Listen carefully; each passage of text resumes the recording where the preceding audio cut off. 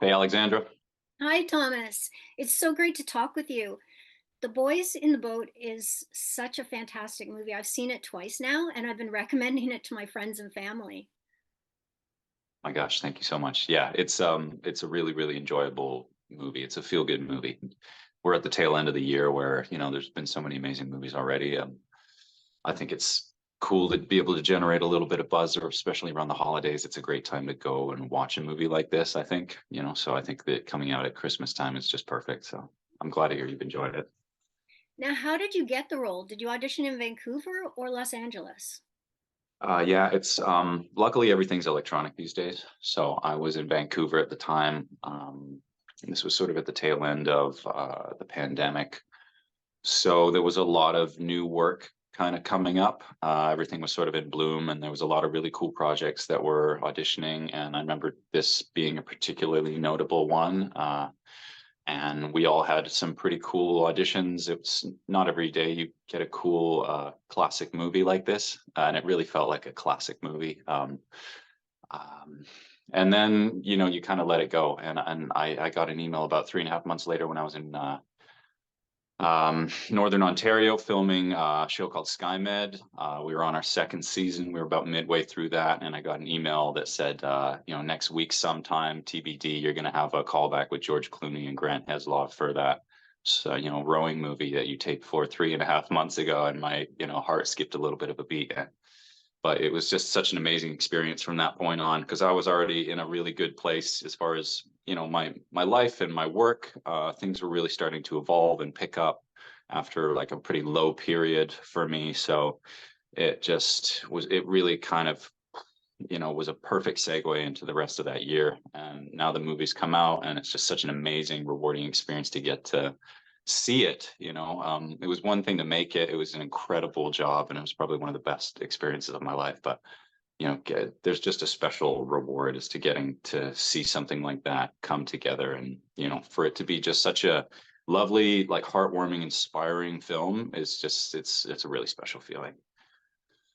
How many of the other actors portraying the 18 members were Canadian? As far as I know, I was the only one that was Canadian. We had a lot of Brits. We had a couple. There was one Brit who was living in New York, and then three Americans. So yeah, it was just me waving my little Canadian flag up there. But it was an amazing experience, and we all sort of became brothers on that movie. It really felt like we were, a sports team, a unit, and more than just actors trying to play parts. It was a really unique experience as far as acting goes, and my experience so far in the industry. It wasn't like anything I'd ever attempted before, and everyone was very welcoming. How long did you have to train in rowing? So we had about 6 weeks leading up to the start of the filming, and that was just exclusively rowing. The first 2 weeks were all in the gym and all in like a simulation tank, water tank, with coach supervision and getting out on the river probably after a week of being in the gym, just learning the mechanics of the sport, and getting to know the coaches and the real life rowers who were taking time off their own college life to come and, row in the snow and the rain with us on a freezing, horrible February morning. And we did that for about 6 weeks total. And then when the filming began, we were basically, whoever wasn't filming on the day, we would be in a park somewhere stepping on goose crap and getting our boats into any body of water that we possibly could.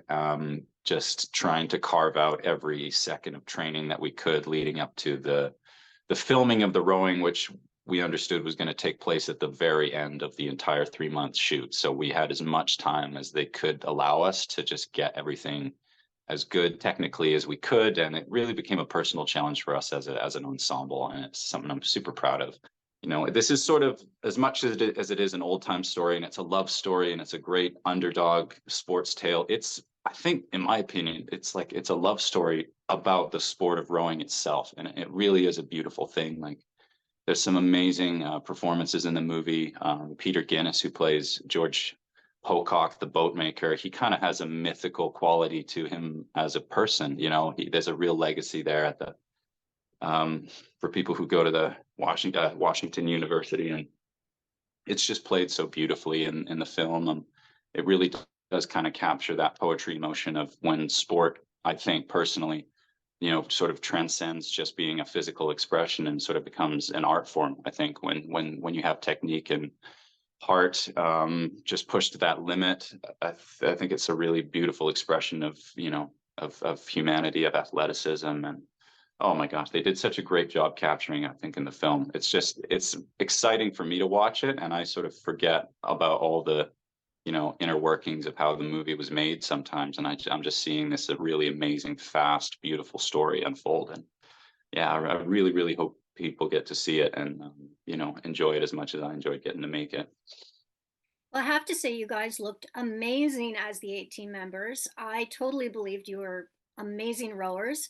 It's funny that you said it was filmed in February because I thought it looked a little bit chilly, especially on that day where you guys all jumped in the water. Was it like super cold if it was February? Well, so because we were there for 5 months total, we got to see some pretty radical seasonal shifts in the UK. It went from being, pretty what you'd expect, kind of miserable throughout February when we were training, to a huge heat wave in London that was, really, really caught everyone off guard. So some of those scenes, it's honestly baking, and we've got 400 extras out there in full costume. Like really, it was an amazing, amazing creating of the world, I think, that they did. But those poor people were out there for 10 plus hours a day in the baking you know English weather. Actually, I wanted to ask you about George Clooney because I've heard that he likes to play pranks as an actor. Did he pull any pranks while he's the director? um I'll be honest, we were all pretty scared that we were sort of waiting for the hammer to fall, so to speak. And when you've got a guy who's that famous, I think it's hard not to treat them with a little bit of reverence, even though he really is just a really, I mean, I can understand why, he's became one of the most famous men in the world. He still is one of the most famous men in the world. He's just impossibly charming and easygoing. And it was the kind of person that we really needed, at the head of a project like this, where you're dealing with boats and water and so many things that can go wrong immediately and just inherently do go wrong when you're dealing with all that kind of stuff. But no, none of us were really subject to any practical jokes. We were very on edge the whole time. I think no, he was a cool guy. I really enjoyed working with George because you trusted that he had the whole movie in his head already planned out in a way. It was just sort of a lifetime of experience that he had, that we could all sense, and we trusted him immediately from the get-go. And we were just a little, I think, terrified of this challenge set before us. And you know George will kind of poke fun at everybody, but no one is sort of no one is ever really truly free. Or no one is ever truly safe in that regard. But I think that's what made him such a great leader, is he kind of humanizes everyone around him. It was a pretty amazing experience, I have to say. Now, this was set in the 1930s. Was there an item of the outfits that the men wore that you liked the best? I love the loose trouser suspender look with a dress shirt. I just think it's cool. I'm from Vancouver, where everyone just wears sweatpants and raincoats and yoga pants all day and Blundstones. So I think I like a little bit of period dress up, and I love a period film. I did a lot of training in theater when I was trying to get my feet off the ground in acting and sort of discover what I wanted to do with my life. And I think period plays and films are so amazing. It puts us in touch with a different attitude and a different way of life. Again, I think it's really cool to have a movie like this that you know just unapologetically celebrates athleticism and humanity. um I don't think it touches on the politics of the time. It touches on the socioeconomic problems that the world was going through at the time.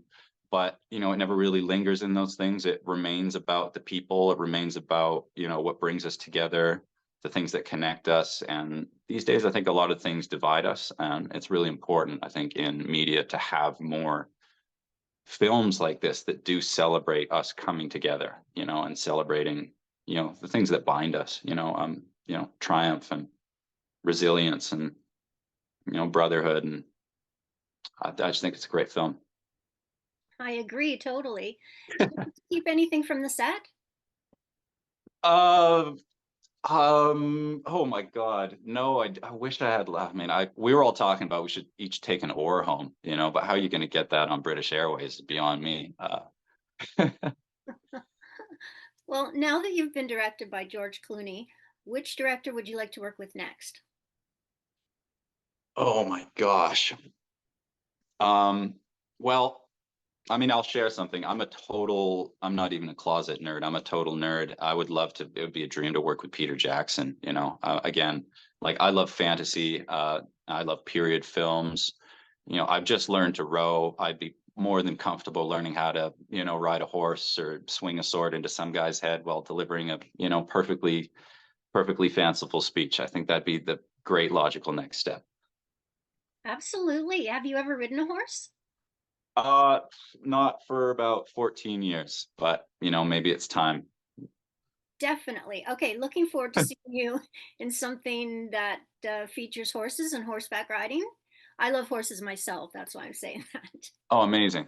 Yeah. I mean, there's some incredible projects these days, like, Yellowstone and everything like that. So, there's definitely, it's definitely a good time. And luckily the industry's starting to really get busy again after the strike. So, fingers crossed there's going to be something good for all of us coming in the near future.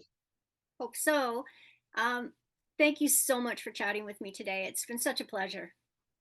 Thank you so much. Now, the pleasure was all mine. Thank you for having me. Thanks for watching.